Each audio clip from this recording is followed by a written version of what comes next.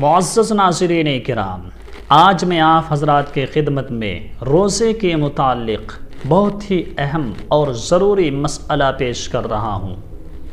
وہ یہ ہے کہ روزے کا فدیہ کیا ہے اور روزے کا فدیہ کون شخص ادا کرے گا، کس کے لیے فدیہ دینے کی اجازت ہے روزے کی طرف سے۔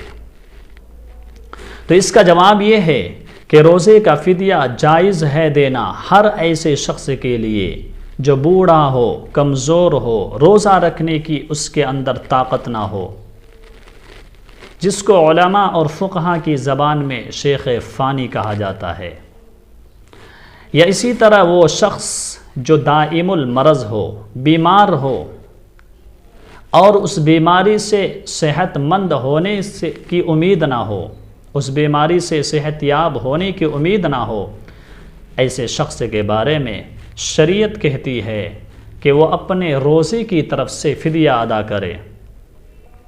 اب اگر یہ شخص اپنے روزے کی طرف سے فدیہ ادا کر لیتے ہیں، فدیہ دے دیتے ہیں، تو روزہ نہ رکھنے کی وجہ سے یہ شخص گنہگار نہیں ہوگا، ورنہ تو گنہگار ہوگا۔ اب سوال یہ پیدا ہوتا ہے کہ روزے کا فدیہ ہے کیا؟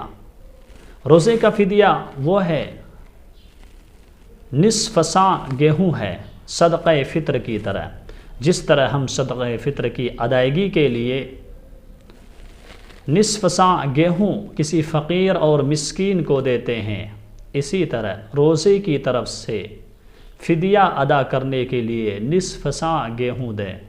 نصف ساع کی مقدار 1.25 کلو گیہوں ہے۔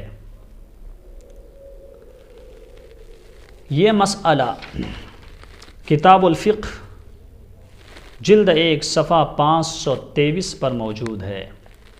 اسی طرح در مختار مع الشامی جلد 3 صفحہ 410 پر موجود ہے۔ اللہ ہم سبھی کو عمل کی توفیق مرحمت فرمائے۔